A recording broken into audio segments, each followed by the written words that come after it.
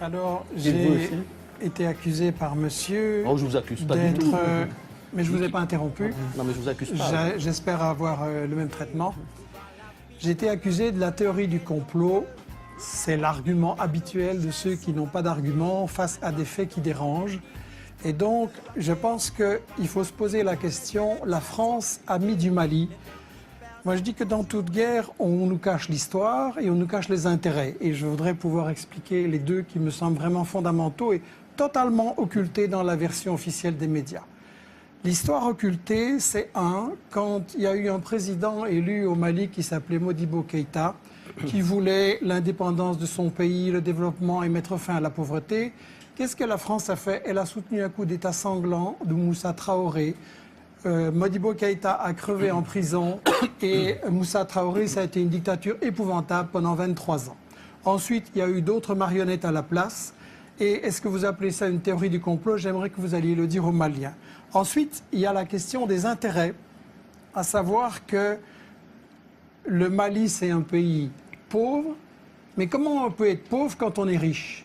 Et toute la région, le Niger, c'est un pays où c'est le dernier pays sur la liste du niveau de pauvreté dans le monde, et c'est un pays très riche avec l'uranium. Et donc, il faudrait expliquer ce que vous cachez soigneusement, à savoir que dans cette région, il y a de l'or. L'or a été exploité au Mali, dans les mines de Morila, par Bouygues, derrière des paravents. On a fait crever les gens qui extrayaient l'or avec du cyanure et de l'arsenic, aucune prévention, les nappes d'eau polluées, les gens crevaient comme des mouches. Et donc, ça c'est Bouygues, ça c'est l'or. De quelle époque parlez-vous, Michel Collomb? Tout récent, c'est encore il y a 5-6 années. La mine a été fermée récemment et on recommence le même coup de l'autre côté.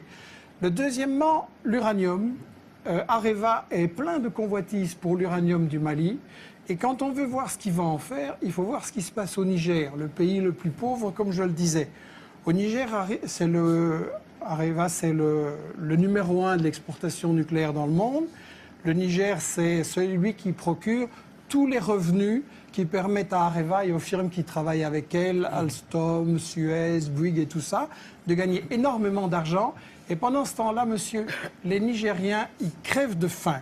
Et quand vous savez, l'espérance de vie, c'est 49 ans. Il y a moins de 30% de gosses qui sont à l'école.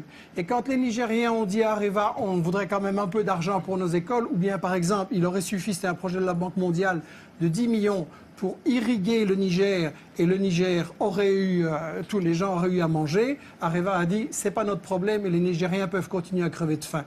Donc, il y a l'or, il y a l'uranium, il y a, et vous le savez très bien, le gaz et le pétrole dans la région. Et c'est le responsable Afrique Nord de Total qui vient de dire récemment qu'avec la Mauritanie, avec le gaz qu'il y a tout ça, c'est le nouvel Eldorado. Et donc on est en train d'essayer, et on a tout à fait raison de parler de néocolonialisme, et le fait que la France y était là avant ou pas, ça n'a aucune importance. Le colonialisme, ça consiste à piller les richesses, et c'est ce qui se passe dans l'ensemble de l'Afrique.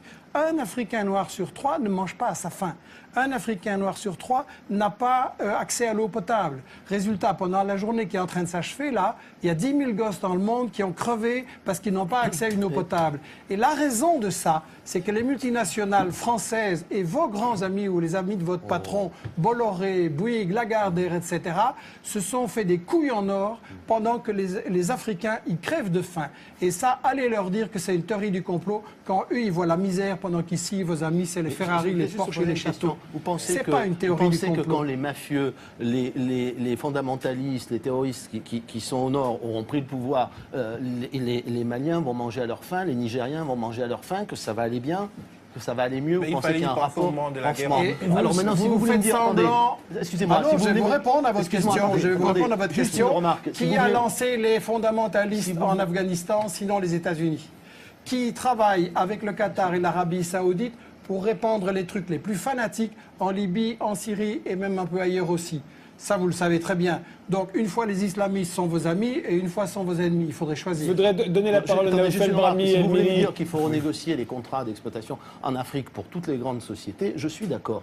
Mais ça ne répond pas à la question Mais c'est de savoir du ce pillage. qu'on Les fait. gens, ils crèvent de Oui, faim d'accord. à cause de vos contrats. Oui, mais arrêtez de penser que ça n'est qu'à cause de ça. Et expliquez-moi comment les gens que nous combattons aujourd'hui vont donner de la richesse à tout le monde. Vous savez, il y a des pays qui ont beaucoup... Il y a La des pays, il y a des paix, pays il n'y très aura riches. jamais la paix tant que les gens crèveront de faim Oui. et ils crèvent de faim à cause de vos amis. Bien sûr, Naoufel uniquement à cause de nos Brahmi. amis. Mais c'est bien, voilà. C'est Émilie. bien sûr, c'est vision.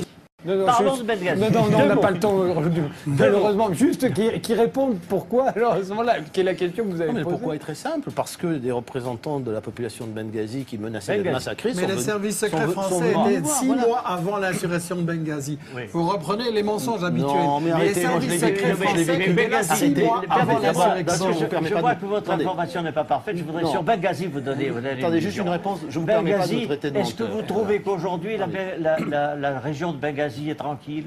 Ah, j'ai Est-ce pas que dit- vous trouvez que... Non, Bon. je n'ai pas dit que tout Quel ça était ça avait tout réglé. l'objectif On de a évité- l'intervention de la L'attentat en Algérie, croisade ça en vient de la Libye? Libye, quand même. C'était le massacre. d'introduire la démocratie. Non, mais Vous d'abord, trouvez éviter que la le massacre. démocratie existe en Libye? Non. À Benghazi? Non, À non, Benghazi, on a évité le là massacre, où 15 monsieur le jours ministre, après le massacre. l'indépendance Voilà. et la mission Non, mais c'est sûr de que- notre croisade, on a Oui. assassiné l'ambassadeur des Oui, oui, États-Unis. mais s'ils avaient... si Voulez-vous Kadhafi me avait- dire où est la démocratie Non, aujourd'hui? c'est pas la démocratie qu'on a introduit simplement. On a évité le massacre. Quel le massacre? Mais Vous avez allez, assassiné, bien pas sûr. vous, pas vous. Vous avez fait assassiner dans les conditions honteuses le colonel Kadhafi. Vous le savez bien comment il a été Oh, traité. non. On s'arrêtera Vous le là, savez bien. on s'arrêtera là, j'en suis navré. Je suis indigné parce que On recommence je- avec le je- complot. je Non, réfute non. je réfute la fausse information.